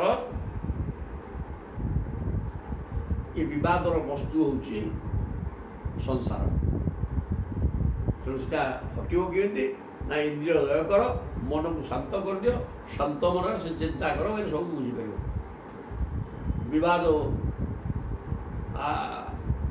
ଯେତେବେଳେ ଇନ୍ଦ୍ରିୟ ଲୟ ହେଇଯିବ ମନ ଶାନ୍ତ ହେଇଯିବ ସେ ମନ ଭିତରୁ ମାୟା ତ ଉଠିଯିବ ପ୍ରଭୁ ପଶିଯିବେ ସିଏ ବୁଝିଯିବ ଯେ ନାରେ ବାପା କ'ଣ ଏଇଠି ଅଛି କିରେ ନା ଅଛି ସବୁ ନା ଅଛି ତ ତୋ ବାପା ଅଛି ନା ନାହିଁ ମା ନା ନାହିଁ ପଡ଼ିଶାର ଲୋକ ସବୁ ନା ମରିଲେଣି କେତେ ସିଏ ଗଛ ସିଟି ଗୋଟେ ଥିଲା କୁଆଡ଼େ ନା ପଳାଇଲେଣି ଆଉ ତା ସମସ୍ତେ ମରୁଛନ୍ତି ନା ହଁ ମରୁନାହାନ୍ତି ଆଉ କ'ଣ ମରୁଛନ୍ତି ଆଉ କ'ଣ ତୁ ନା ମରିବ କହ ଆଉ ସମସ୍ତେ ତ ମରିବେ ଆଉ ତାହେଲେ ଅଛି କିଏ ସେଇଠି ତୁ ଏଣିକି ଟିକେ ହେଇଥିରୁ ଅଛୁ ନା ନାହିଁ ଆଉ ନା ପ୍ରତି ମୁହୂର୍ତ୍ତରେ ବଦଳି ବଦଳି ଯେ ପାଇନି ତୁ ମରିବ କହ ଆଉ ତାହେଲେ ଅଛି କ'ଣ ଅଛି ଶବ୍ଦର ଅର୍ଥ ଯିଏ ସଦାବେଳ ପାଇଁ ଅଛି ଯିଏ ପରିବର୍ତ୍ତନଶୀଳ ଏବଂ ମରିବାକୁ ଧାଇଁଛି ସିଏ ନାହିଁ ଆସିଲା ମାନେ ମୃତ୍ୟୁ ଆଡ଼କୁ ଧାଇଁଛି ଯେ ଅଛି କ'ଣଟେ କେବଳ ଜଣେ ଏଇଠି ଅଛନ୍ତି ଯଦି ବି ଅଛି ନାହିଁ ପ୍ରକୃତରେ ଆମେ ନାହିଁ ଇ ଭିତରେ ଆଉ ଜଣେ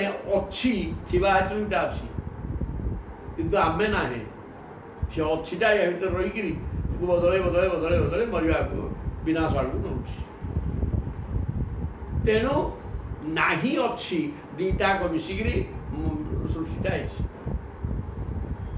ଗୋଟେ ଜଗତ ନାହିଁ, ବ୍ରହ୍ମ ସତ୍ୟಂ ଜଗନ ମିଥ୍ୟା, ଗୋଟେ ମିଛ ବା ନାହିଁ, ଆଉ ଗୋଟେ ସତ୍ୟ, ଦୁଇ ମିଶିକିରି ଜଗତ ହେଇଛି ରେ ବାପା। ତେଣୁ ଶରୀର ଏଠି ଯେଉଁ ମୁର୍ଦାରଟା ହେଉଛି ଆମେ, ତା ଭିତରେ ପ୍ରଭୁ ଥିବାରୁ ଇଏ ଚମ ଚମ ଚମ ଚମ ହେଉଛି, ନହେଲେ କିଛି ହବନି। ତେଣୁ ଇଏ ମୁର୍ଦାର ଏବଂ ଜୀବାତ୍ମା ଚୈତନ୍ୟ ଶକ୍ତି ଦୁଇଟାକ ମିଶିକିରି ଅଛି ନାହିଁ ମିଶିକିରି ଇଏ ହେଇଛି। ତେଣୁ ନାହିଁଟା ଅଛି ଭଳିଆ ଲାଗୁଛି ରେ ବାପା। ଇଏ ହେଲା ପାଠଟା, କି ଚମତ୍କାର ଭାବରେ କୁହାହେଲା। ଏଇଆ ପାଠ ଆଉ କିଛି ବୁଝିବାର, ତେଣୁ ବୁଝିବାଟା ସେତିକି ମୁଣ୍ଡ ଭର୍ତ୍ତି କରିକି ବୁଝିଲେ ଯାଇକି ବୁଝିବ, କିଛି ଜାଣିପାରିବନି। ତେଣୁ ସେ ଜଗତଟା ଜାଣିପାରିଲେ ସମସ୍ତେ ମୂର୍ତ୍ତି ଆଡ଼କୁ ପଳେଇବେ। ତେଣୁ ପ୍ରଭୁ ସବୁ ପରୋକ୍ଷବାଦ କିଛି କିଏ ନ ଜାଣୁ ବୋଲି କରିଛନ୍ତି। ଜାଣିବ ଜାଣିବ ସବୁ ଜାଣୁଛନ୍ତି, କିଛି ଜାଣିନାହାନ୍ତି। ସବୁ ଜାଣିବ ତ ଜାଣିପାରିବ, ଏମିତି ତ ହେଇକି ରହିବ ପାଗଳ ଭଳିଆ ଆଉ। ବାଦସ୍ତଦ ସାମ୍ୟତି। ତେଣୁ ଇଏ ବାଦ ବିବାଦ ଶାନ୍ତ ହେଇଯିବ। ଇନ୍ଦ୍ରିୟ ସଂଯତ କର, ମନକୁ ସ୍ଥିର କର, ବୁଝିଯା ଏ ଜଗତଟା କ'ଣ ଅନୁଭବ କୁଆଡ଼େ ବୋଇଲେ ବିବାଦ ରହିବନି ବାପା। ତେଣୁ ତୁମେ ଯେଉଁ ତତ୍ତ୍ୱ ଗୁଡ଼ା କହୁଛ ସେ ବିବାଦ ବି ରହିବନି। କାରଣ ଜଣେ କିଏ 25 କହିଛି ସେ ଠିକ୍ କହିଛି, ଯିଏ 1 କହୁଛି ସେ ବି ଠିକ୍ କହୁଛି। କାରଣ 1 ଭିତରେ 1 ତ ବ୍ରହ୍ମ ଥିଲେ, ଆଉ ତାପରେ ପରମାତ୍ମା ମାୟା ବାହାରିଲେ, ଆଉ ବାହାରିଲା ଗୋଟେ ଜଗତ ହେଇଥିଲା। ତେଣୁ ସବୁଗୁଡ଼ାକ 25 ତତ୍ତ୍ୱ ଆଗ ସେ 1 ଭିତରେ ଅଛି।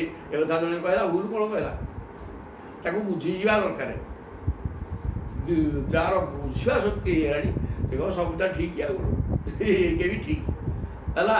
ପରସ୍ପର ଅନୁପ୍ରବେଶାତ୍ ତତ୍ତ୍ୱାନାଂ ପୁରୁଷର୍ଷଭ କହିଲେ ଏଇ ତତ୍ତ୍ୱ ଭିତରେ ଆଉ ଗୋଟେ ତତ୍ତ୍ୱ ମିଶି ଯାଇଛି। ଆମେ ସୂକ୍ଷ୍ମରେ ଗୋଟେ କ'ଣ କହିଦେଲେ,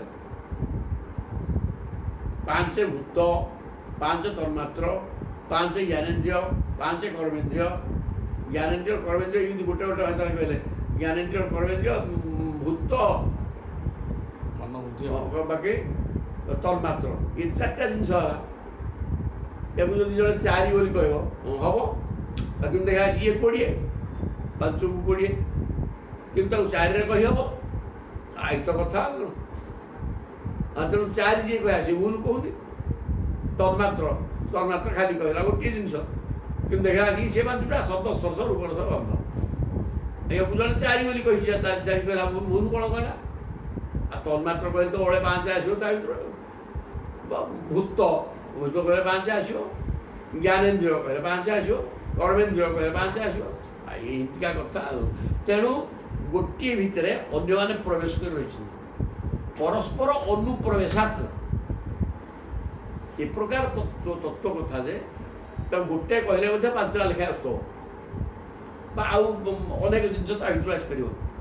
ଏୟା କଥା ଆଉ। ଯେମିତି ଗୋଟେ କହିଲେ 5 ଆସୁଛି, ସେମିତି ଅନେକ ଆସିବ। ସେଟା କହିବା ମଧ୍ୟ କହିବେ ସବୁ ପରସ୍ପର ଅନୁପ୍ରବେଶାତ୍ ତତ୍ତ୍ୱାନାଂ।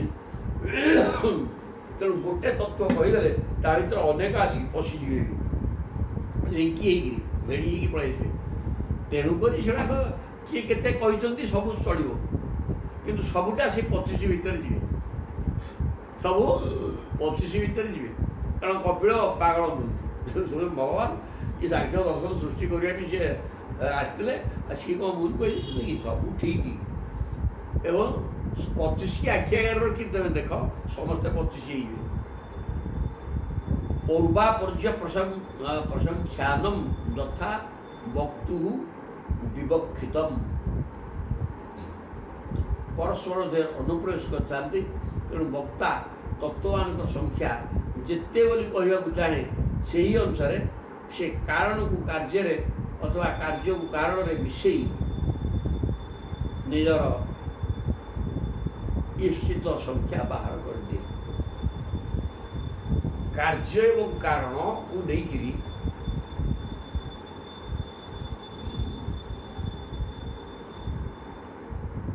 ପଞ୍ଚ ତନ୍ମାତ୍ରା ସୃଷ୍ଟି ହେଲା। ଏତିକି ଜଣେ କହିଦେଲା।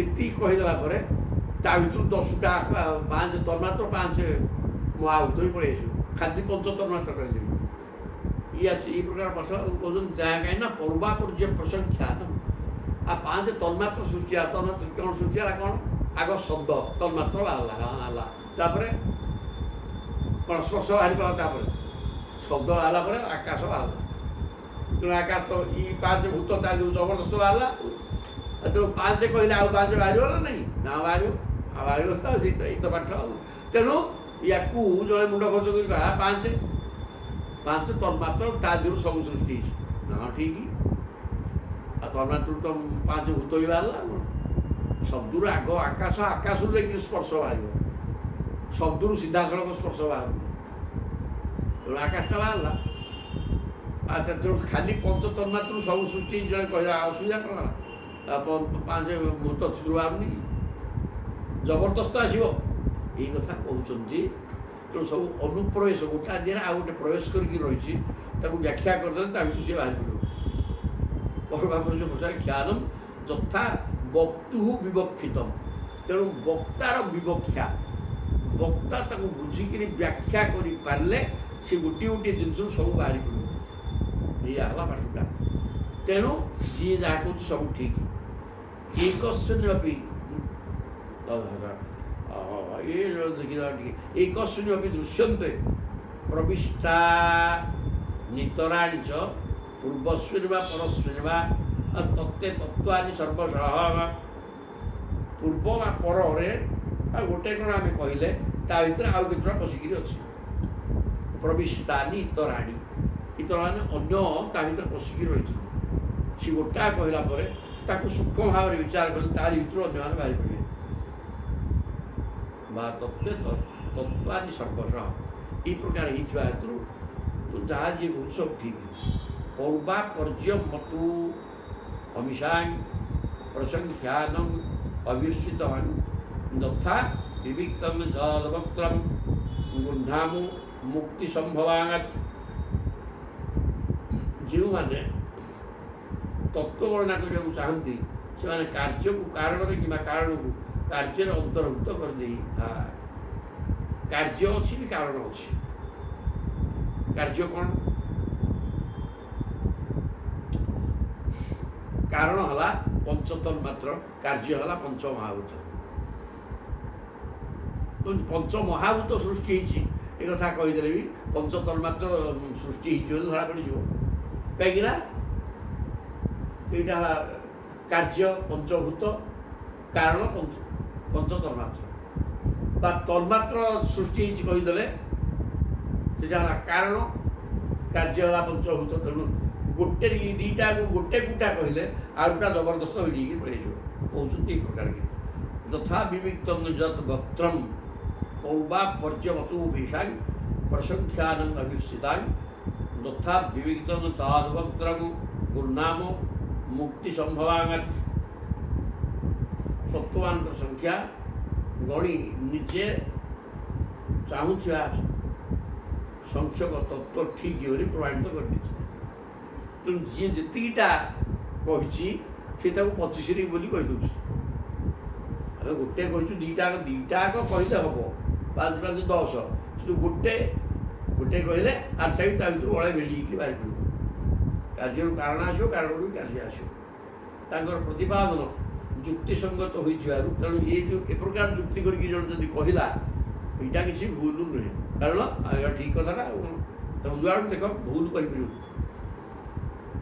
ତେଣୁ ତା ଯୁକ୍ତିସଙ୍ଗତ ହୋଇଥିବା ହେତୁରୁ ତା ସ୍ୱୀକାରଯୋଗ୍ୟ ଅଟେ ଯୁକ୍ତି ଦ୍ୱାରା ସବୁ କଥା ସିଦ୍ଧ ହୋଇଯାଏ ପ୍ରମାଣ ଯଦି ତମେ କରିଦେଇପାରିଲ ଆଜ ହେଇଗଲା ଅସୁବିଧା କ'ଣ ଅଛି କାର୍ଯ୍ୟରୁ କାରଣ ଆସିବ କାରଣରୁ କାର୍ଯ୍ୟ ଆସିବ ଗୋଟେ କହିଲା ଅସୁବିଧା କ'ଣ କାହିଁକି ଗୋଟେ ବର୍ଣ୍ଣନା କରୁଥିବ ସେ ଗୋଟେ କହିଲା ତା ଭିତରେ ମୁଣ୍ଡ ଖର୍ଚ୍ଚ କରି ସବୁ ତ ଏଇଟା ପରୋକ୍ଷବାଦ ନା ପ୍ରତ୍ୟକ୍ଷରେ ଆମେ କହିବୁନି ବୋଲି କହିଛନ୍ତି ଆଉ ଭଗବାନ କହୁଛନ୍ତି ପରୋକ୍ଷବାଦଟା ମୋତେ ରୁଚିକର ସତ୍ତା କୋଉଠି ଗୋଟେ କହିଲେ ପରୋକ୍ଷ ଏପଟେ କହିଛନ୍ତି ତାର କହିଛନ୍ତି ତାହେଲେ ପରୋକ୍ଷଟା ମୋତେ ବି ଭାରି ଖୁସି ଲାଗେ ତେଣୁ ପରୋକ୍ଷବାଦରେ ସବୁ କୁହାଯାଇଛି କିଛି ବ୍ୟସ୍ତ ହୁଏନି ସବୁ ଠିକ୍ ବାହାରୁଛି ତା ଭିତରୁ ଅନାର୍ଯ୍ୟବିଦ୍ୟାଯୁକ୍ତସ୍ୟ ପୁରୁଷସ୍ୟାତ୍ମବେଦନମ୍ ସ୍ୱତଃ ନ ସମ୍ଭବାଦନ୍ୟ তত্ত্বজ্ঞ জ্ঞান তো হয়েছে এটি বেদান্ত କହିଲେ ହେ ଉଦ୍ଧବ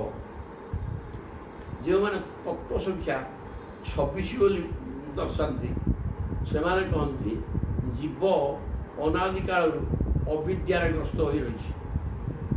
ଅନାଦି ଅବିଦ୍ୟାଯୁକ୍ତ ଅନାଦି କାଳରୁ ଏ ଜୀବ ମାୟାଗ୍ରସ୍ତ ହେଇକି ରହିଛି। ମାୟା ହଟେଇ ପାରୁନି, ବ୍ରହ୍ମକୁ ଯାଇପାରୁନି, ତେଣୁ ବୁଲୁଛି 1004 ଯୁଗ ସରି ପୁଣି ଆସିକି 28ତମ ପଡ଼ିଗଲାଣି। ତା ବୁଲୁଛି ଏମିତି ଆଉ ବୁଲା କୁକୁର ଭଳିଆ। ଆଜି କୁକୁର, କାଲି ଛେଳି, ପରଦିନ ମେଣ୍ଢା, ଘାସ, ଗଛ ଏମିତି ସବୁ ହେଇକିରି କେତେବେଳେ ଭିଖମକା ସବୁ ହେଇକି ବୁଲୁଛି ରଣ୍ଡମାର୍କା। ଅନାଦି ଅବିଦ୍ୟା, ଅବିଦ୍ୟା ବି ଅନାଦି। ସେ ଅବିଦ୍ୟା ଯୁକ୍ତ ହେଇକିରି ବୁଲୁଛି। ପୁରୁଷସ୍ୟ ଆତ୍ମବେଦନ, କାହିଁକି ନା ଇଏ ପୁରୁଷ ମାନେ ଜୀବାତ୍ମାଟା ଆତ୍ମାକୁ ଜାଣିପାରୁନି, ପରମାତ୍ମା ମୁଁ ଏ କଥା ବୁଝିପାରୁନି। ସ୍ନତୋ ନ ସମ୍ଭବାତ୍ ଅନ୍ୟ ତତ୍ତ୍ୱଜ୍ଞ ଜ୍ଞାନ ତ ହୋଇଗଲେ ସେ ନିଜେ ନିଜକୁ ଜାଣିଦେଲେ ଉଦ୍ଧାର ହେଇଯାନ୍ତା। ଜାଣିପାରୁନି, ବୁଝୁଛି ଆଉ ଜାଣିଲେ ଉଦ୍ଧାର ହେଇଯିବ। ତାଙ୍କୁ ଆତ୍ମଜ୍ଞାନ ବିଷୟରେ ସଚେତ କରାଇବା ନିମନ୍ତେ ଅନ୍ୟ ସର୍ବଜ୍ଞ ଆବଶ୍ୟକ ହୁଅନ୍ତି। ଯେହେତୁ ସେ ବୁଝିପାରିବନି ନିଜ ବୁଦ୍ଧିରେ, ତେଣୁ ଆଉ ଜଣେ ତାକୁ ବୁଦ୍ଧିଦାତା ଦରକାର, ତାର ଗୁରୁ ଦରକାର। କିନ୍ତୁ ସେ ଗୁରୁ କରିବାକୁ ପ୍ରସ୍ତୁତ ନୁହଁ। ଗୁରୁ କ'ଣ ଜବରଦସ୍ତ ଯିବ ତା କାହାକୁ ଜ୍ଞାନ କହିବ? ସିଏ ଆଉ ଦୁର୍ଭାଗ୍ୟଜନକ, ସେଟା ଅପମାନିତ ହେବ। କାହିଁଟା କହୁଛି କ'ଣ ଗୋଟେ ଗ୍ରହଣ କରିପାରିବନି, ବୁଝିପାରିବନି, ଘୁମ ମାଡ଼ିବ, କ'ଣଟା କରିବ? ଆଉ ବୁଝିଲେ ସିନା ଭଲ ଲାଗିବ, ବୁଝିଲେ ସବୁ ଭଲ ଲାଗିବ, ନ ବୁଝିବା ଲୋକ ବୁଝିଲା। ତେଣୁ ଜଣେ ମୁଁ ଗୋଟିଏ ଆତ୍ମା, ମୁଁ ଜୀବାତ୍ମା ସହିତ ମିଶି ଏକାକାର ହେଇଯିବା, ଜୀବାତ୍ମା ମୁଁ ପରମାତ୍ମା ସହିତ ମିଶି ଅହମ୍ ବ୍ରହ୍ମସ୍ୟ ଅନୁଭବ କରିବା ମୋର କାମ। କିନ୍ତୁ ଏକଥା ମାୟା ଦ୍ୱାରା ସେ ବୁଝିପାରୁନାହିଁ ଏବଂ ଏକଥା ବୁଝିବା ପାଇଁ ଚେଷ୍ଟା ବି କରୁନି, ତାର ଆବଶ୍ୟକ ନାହିଁ। ଆଇଛି ଏମିତି ବୁଲୁଛୁ, କ'ଣ କାରଣ ଯାଉଛି, ସିଏ ବୁଲୁଛୁ ନ ବୁଲୁଛୁ ସେ କଥା ସିଏ ଚିନ୍ତା କରୁନି। ସଂସାର ଭିତରେ ଗତି କରୁଛି, ତା ବାଟେ ସିଏ ଚାଲିଛି। ଯିଏ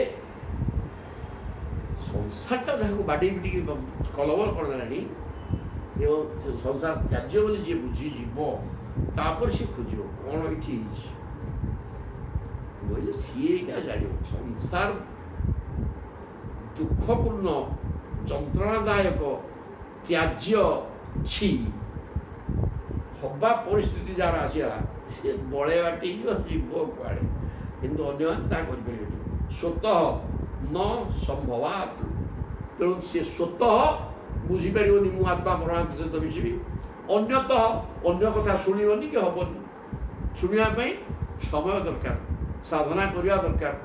ସେ ଜ୍ଞାନ ସହଜରେ ହୁଏନି, ହବନି ମଧ୍ୟ ହବନି। ସ୍ୱତଃ ନ ସମ୍ଭବାତ୍ ଅନ୍ୟତଃ, ସ୍ୱତଃ ହବନି ତାର, ଯେ ଅନ୍ୟଟା ଅନ୍ୟ ମାଧ୍ୟମ ସେ ଗ୍ରହଣ କରିବନି। ତେଣୁ ଅଜ୍ଞ, ତେଣୁ ସେଟା ଅଜ୍ଞ ଅବସ୍ଥାରେ ରହିଛି।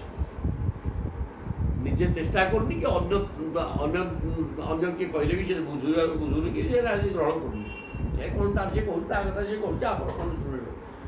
ଜ୍ଞାନ ତ ହୁଏ। ତେଣୁ ଜଣେ ଜ୍ଞାନ ଦାତା ମିଳିଗଲେ, ଦାତା ଅଛନ୍ତି ଜ୍ଞାନ ଦେବା ଲୋକ, ଯେ ସେ ଦାତାକୁ ସେ ଗ୍ରହଣ କରିବନି, ଆଦୌ ଗ୍ରହଣ କରିବନି। ଆଉ ତେଣୁ ହବନି, ଆଉ ସହଜ କଥା ନୁହେଁ। ସେଇଟା ପରିବର୍ତ୍ତନଟା ସହଜରେ ହେଉନି। ଆଉ ତେଣୁ କରି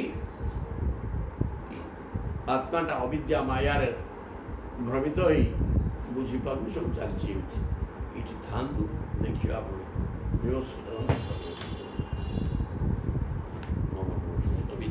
ହରି ଓମ୍, ହରି